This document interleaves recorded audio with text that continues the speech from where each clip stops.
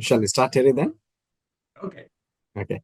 And it would be Milewski, your second. Yeah, just basically think of the W as an F. It's Milevsky. Milewski.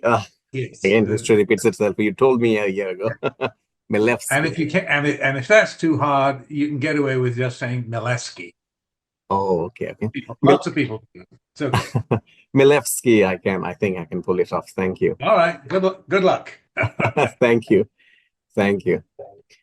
Hello and welcome to this special broadcast as the clock has just struck 12 past here in midnight in India. Well, it's broad daytime in Canada, and the developments, I'm sure, is giving sleepless nights to both the sides. To discuss what is transpiring between New Delhi and Ottawa, today we are joined by Terry Milewski, senior journalist and author. The name of his book, Blood for Blood, 50 Years of the Global Khalistan Project, needs no introduction, neither does Terry too, because you have seen him on One India earlier as well. Terry, welcome to One India once again. Thanks for the invitation. Thank you, Terry. Terry, as I mentioned earlier, it seems history repeats itself. With your extensive research on the Khalistan movement, we spoke about this earlier as well. How do you see the Niger issue impacting now the broader contours of India-Canada diplomatic relationships, which is now in tatters officially, especially in the light of the past tensions over Khalistani extremism? Well, it's proved me wrong again. That is to say that I thought that it couldn't get much worse. And yes, I was wrong again. It has gotten worse. Now we're at the level of expelling the top diplomat. And so what does this tell us? It tells us that both sides are taking this very seriously. And it gives the lie in some ways to what both are saying. Both have failed in their different ways. Very briefly stated, I would say that Trudeau has not just failed to produce evidence to back up his allegations, which was the origin of the problem the first time around a year ago, but also he's made it worse by introducing new allegations. At least this is according to the Indian account, by suggesting not just that street kids were involved with this and got paid by somebody to do with the Indian intelligence services, but that the senior diplomats were implicated, that they are now to be considered persons of interest in the investigation, which is reckless accusation, if indeed he made it. I repeat, we only know this from Indian sources. You can believe them or not. And it's a reckless assertion because, I mean, I for one, having studied this case and looked at the evidence laid out in the American indictment of a murder for hire plot organized by employees of Indian intelligence agencies, it looks to me as though they didn't need any senior diplomats to be even in the know, let alone involved in the plot. Why does that? Why would that make any sense? Because that indictment lays out, by its account, by the account of the U.S. Department of Justice, the FBI isn't really in the business of fantasy. To lay out how it seems to them that it was a simple matter of a Indian intelligence official hiring a guy to organize a gangster hitman to go after Khalistanis in North America, to include Bhagwant Singh Pannoon of Seats for Justice and Hardeep Singh Nijjar. Right. So much for what my brief take on where Canada has failed. They're making allegations, or so it seems, that I don't think are going to be sustained in court. And I've seen no evidence that, for example, the High Commissioner in Ottawa, the Indian High Commissioner, has been involved in it.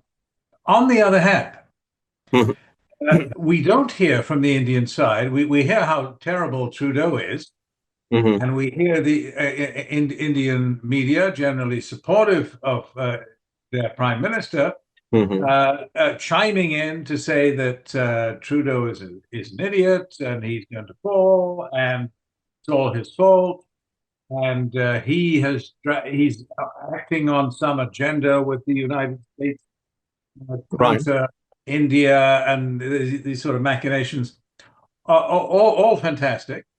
What I do not hear from the Indian side is how does this bear, please, the actual accusation issue, which is why am I not hearing you deny that Mm-hmm. the individual described in the American indictment was indeed in cahoots with gangsters to commit murder against both Hmm. Panun and Nijar, in Nijar's case, successfully.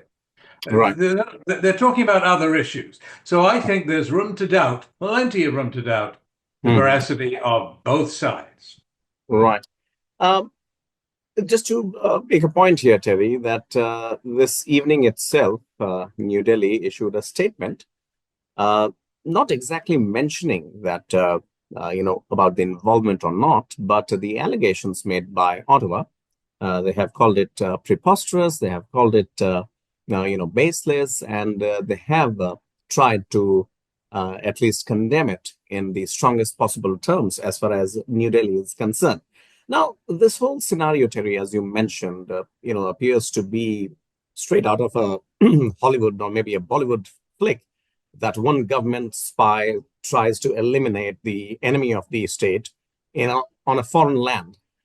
What evidences to this effect has so far been found in Canada or through the Canadian authorities that could be possibly be admissible in any court of land, any court of law in any part of the world?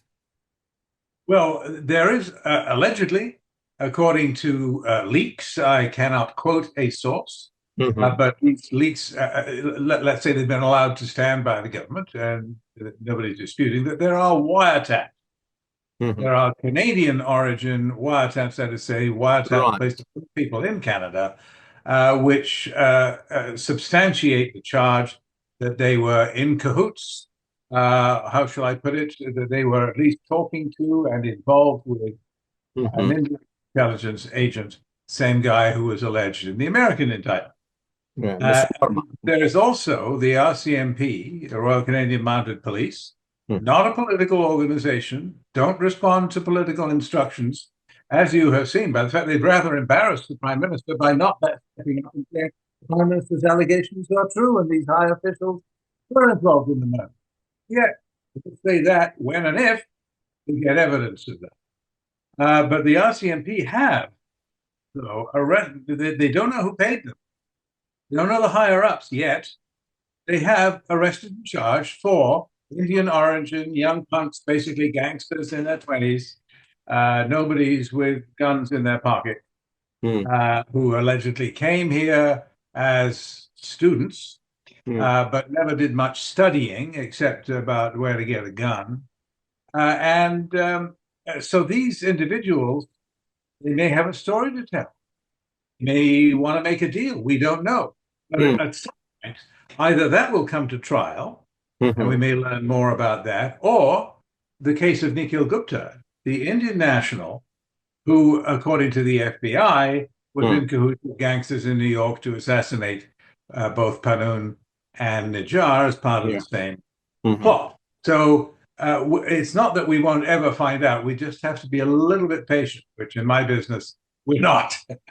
Absolutely, Terry. India has been, asking for, as I mentioned, that it's been exactly 1 year to date that we spoke, and it was exactly the same topic, other than Prime Minister Trudeau's plane getting stuck in New Delhi when he was here last year to attend G20. That was something.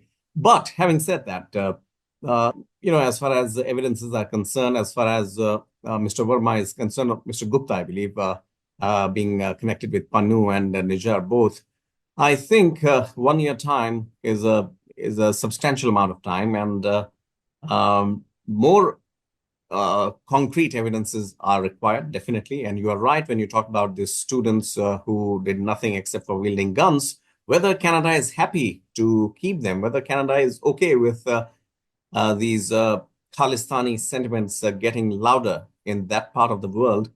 Uh, what reasons do you foresee, though, for Mr. Trudeau to actually uh, give shelter to them, first of all, and secondly? give them tacit support, which definitely has a very anti-India overtones. Well, there are, as I said earlier, a lot of conspiracy theories about his alleged geostrategic plan in cahoots with the CIA to undermine India's national sovereignty. I wish they had a plan. I mean, they had no plan. I would love Mm, it if they had some kind of coherent plan, but as we've seen repeatedly in Trudeau's dealings with India, uh, the plan is lacking. He doesn't seem to know quite what he's doing. The 2018 visit to India, as you well know, was pretty much a diplomatic disaster. And here's another. Well, what does he say his motivation is? That's the question. His motivation, he says, is that mhm, can't have foreign nationals coming over here to commit murder and breaking Canadian law on Canadian soil. We can't tolerate that. What kind of prime minister would I be if I heard about that from our intelligence services? I said, "Yeah, let's sweep it under the rug. Let's not do anything. Let's not say anything. Let's mhm, keep it quiet because we don't really mind if India comes here and kills Khalistan." That he would have hell to pay. Of course, he does mhm, anyway. He's almost certainly in line to lose the next election, probably next year. mhm. So he's probably finished as prime minister anyway, if Canadians have anything to do with it, and they have a lot. So Right. I think he thinks that he Mhm, is defending Canadian sovereignty in a principled stand. But mhm. I don't think he's made sufficient allowance for the fact that Indian anger has been boiling for what, 40 years now? That Canada has been smiling and waving and looking the other way. The Vaisakhi parades with heroes and martyrs. The Air India bomber, oh, he only killed 300 innocent civilians floating by on the Vaisakhi float. Right. Uh, Indians clearly had enough, and they're justified in feeling. The Indians, I feel, as a Canadian, they're completely justified in feeling aggrieved to the point of being absolutely fed up. Canada's uh, tolerance and relaxed attitude, to put it at its most mild. Mhm. Now, Khalistanis, I mean, that had to change, and if it takes this to change it, maybe it will. Right. Clearly, we'll have to, wait and watch for that. But clearly, I mean, the developments, as you rightly put, and for the benefit of our viewers, let me also tell you that Terry has been an author for the book Blood for Blood, 50 Years of Global Khalistan Project. Now, this tells you about where Terry is coming from and his in-depth knowledge. Terry, I distinctly remember the story that you told us about the time when you were in the newsroom and the uh, Kanishka bombing happened, the downing of that Indian Airlines plane, which took off from Canada. We'll come to that. But Terry, just for the sake of the neighborhood, United States, very close to Canada, very close to India also. And this particular issue of Khalistan, of Niger, has seen even Biden, in support of Justin Trudeau. Where do you see this heading to? India signing $32,000, chopper deal, AI technology, all this thing happening. And on the other hand, you have a neighbor which tells us, hey, Biden, look, President Biden, we have some issue here. You better watch your It's a ties. very good question. It's a very Mhm. good question because they're all in a fix, aren't they? Yeah, I mean, they're all basically they don't want China to rule the world, and absolutely. so as much as possible, they want to cooperate to that end. But on the other hand, they have many differences. And in this particular matter, I think the Biden White House has acted responsibly Mhm. and even quite cleverly. And what I mean is this: that they have uh, owned up to the fact that yes, they have intelligence which supports Canadian allegations. Hmm. Obviously, they've shared it within the Five Eyes intelligence sharing Yes, group, yes, yes. and the FBI has wiretaps of these people talking to their bosses, or at least Mhm. their handler, Handlers. as who was allegedly hired by the government employee Mhm. in New Delhi. Right. and so they've given that up to the Canadians. They supported them publicly. I won't say with wild enthusiasm, because of the implications that you point to. That we're divided in our own house if this is and the Americans have also been, when I say they've been quite clever, I mean that in their indictment of Nikhil Gupta, the alleged handler who hired the hitman, that they avoided doing what Trudeau did, getting up in the House of Commons and making a fine speech, how this is intolerable, Canada respects the rule of law, India, by implication, has breached the law. Government of India. The Americans avoided pointing the finger at the government of India. They pointed to an employee of the government of India.